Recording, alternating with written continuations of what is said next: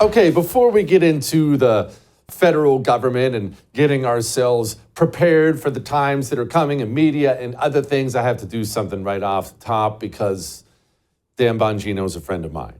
I got the news yesterday when everyone else got the news. Dan Bongino, obviously, you know who Dan Bongino is. I'm not going to insult your intelligence, but Secret Service, cop, one of the biggest shows in the country, has decided to walk away from this gig, TV, radio, podcasting, all that. It's like the best job in the world. It's not even a job, what we do here. He decided to walk away from that and go become deputy director of the FBI. He's going to work underneath Kash Patel. And if you're looking for objective coverage of Dan Bongino, you certainly will not get that here because, like I said, he's my friend. I love Dan, and I'm so happy for him.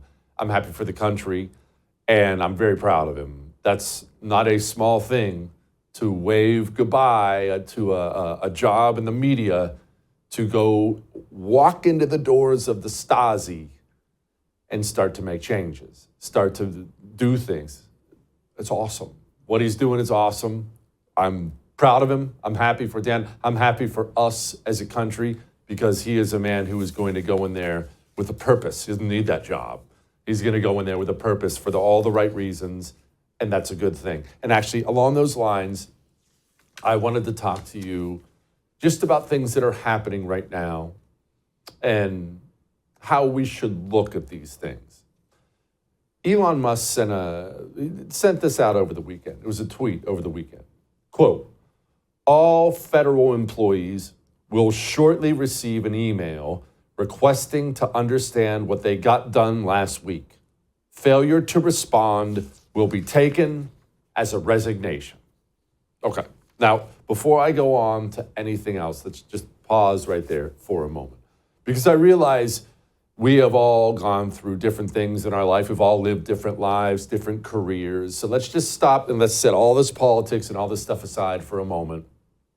Let's talk about how you respond to certain situations. And I'll say this, how you respond to certain situations depends on the situation. I know that's very profound, but let's put it this way. Let's say you're a parent. Maybe you are. But let's say you're a parent. And I'm assuming you love your kids. I hope you do. But let's say you have a son. He's going a little haywire. Now, what should be done about that? Well, what does that mean, going a little haywire? Well, that's the point. You see, it depends on what we're talking about when it comes to going a little haywire. One of my sons went a little haywire, and his math grade dropped down to a D at one point in time. I had to crack the whip a little bit, cut this off, cut that off, do a little more studying. Hey, maybe we'll help you out with the tutor, get that math grade back up. And he did, and everything's fine. But what if going a little haywire meant got hooked on black tar heroin? What if that's what going a little haywire meant? Well, depending on how bad the situation is, that will decide what the response needs to be. If your son's math grade drops down to a D, he may need grounded for a month until we get things back in order. If your son gets hooked on black tar heroin, you may have to take a sabbatical from your job, snatch him up, drive him up into the mountains with no way out, put him in a cabin for a couple months where you will live off the land until he gets his mind and his body and his spirit back right. It completely depends on how bad things are. Let's come back to the federal government now. It depends on how you view the situation right now with the federal government. There's a chance you are incorrectly looking at it like that. And I'll just put this right out there. If you look at it the way I'm about to describe, you are dead wrong, dangerously wrong. If you look at the federal government as if, yes, it's too big and they really lost their minds and they certainly went crazy under Joe Biden, but really overall, it's really It's a good organization, and we just need to make some small changes here and maybe fire a manager or two there, just a little nip here and a little tuck there. And if we just make a couple minor changes, then we'll get this government back on track. That's it. It was a train, it was on the track, and now it's just a little bit off the track. So we just need to make a minor adjustment. We'll get it back on the track. If that's how you view things in our federal government, you're dead wrong. But also, you're not prepared for what is necessary, because here's the reality. The federal government isn't a little bit off track. It doesn't need a little nip, and it doesn't need a little tuck. The federal government, after decades and decades and decades of neglect by us, we have to own some of that, and after decades and decades and decades of communist infiltration, it's a corrupt criminal organization that will destroy this country, cause a civil war or worse, if it is not brought to heel. What we have over us right now with the bureaucracy in this country, with the unelected bureaucrats, 3 million of them who rule over us, what we have is a dangerous situation that must be stopped. And not only must it be stopped, here's the thing. It has to be stopped in 4 years. We have 4 years. This is the first time we've ever had a Republican that is this dead set on reforming the federal workforce. And we have 4 years to do it. And so pause for a second. Maybe you're sitting there saying, no, we're going to get J.D. Vance into 2028, then we'll have Democrats. Hold on. One of the most dangerous things you can do, I know I've done it many times, I do it practically every day, is make these long-term predictions about politics, about the electorate, about how this election is going to turn out, that election is going to turn out. We have 4 years to bring this evil, corrupt, criminal organization to heel. And it will not be nice. It will not be polite. It will not be kind. It's going to involve tears, pain, discomfort. People will lose their jobs. People will lose everything. They will have to move. Children will have to change schools. It will involve sorrow and sadness. I don't want to have to move to the mountains to live in a cabin for 2 to 3 months.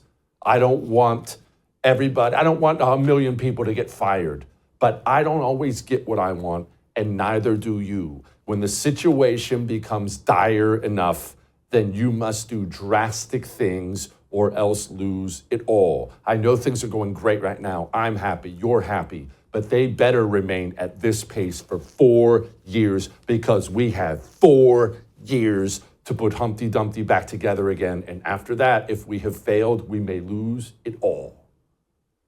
This is about steeling yourself for what we deal with right now. Because I saw so many things about this email from Elon Musk. Well, doesn't that seem unnecessary? That's a little mean.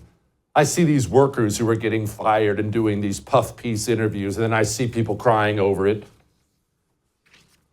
Hello.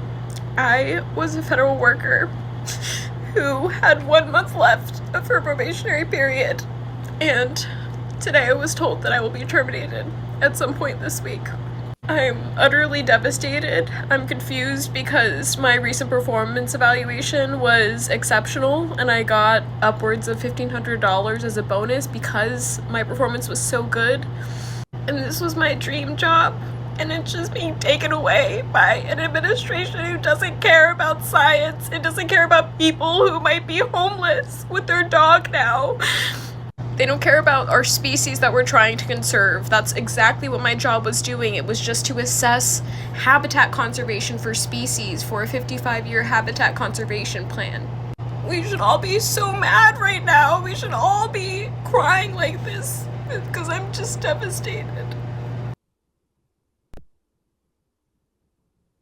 I'm not crying, because I know what has to be done. Even if in my heart I feel some sympathy for that filthy communist, I understand what has to be done. And you are going to be, and you frankly already are, you are going to be drowning in these sob stories. They're running montages of this stuff on MSNBC. And I served as the Chief of Safety and Emergency Management at the Philadelphia VA.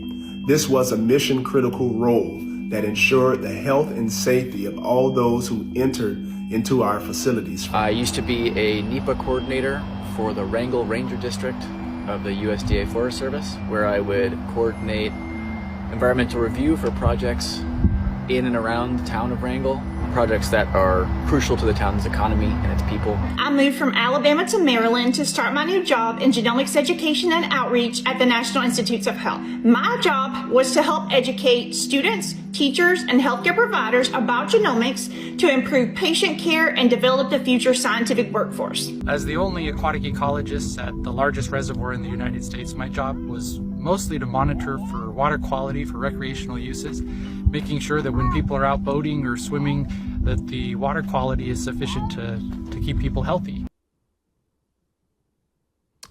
This propaganda is going to continue because it's aimed at your heart. Because remember, as we've said so many times before, one of the two foundational pillars of American communism is making sure you pay for their activism. You pay for all of it.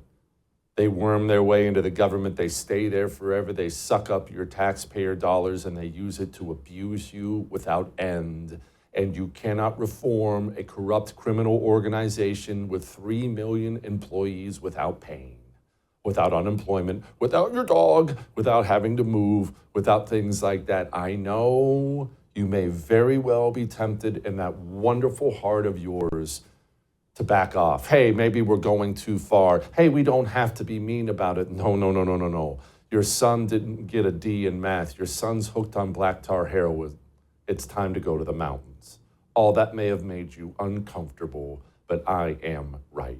I would thank you for coming to my YouTube channel, but I know how brilliant it is, and I know you love it here. So subscribe and watch. We're gonna start really ramping things up and putting some funny stuff, some interesting stuff out there, some collaborations. Either way, my YouTube channel is officially the place to be. So stick around.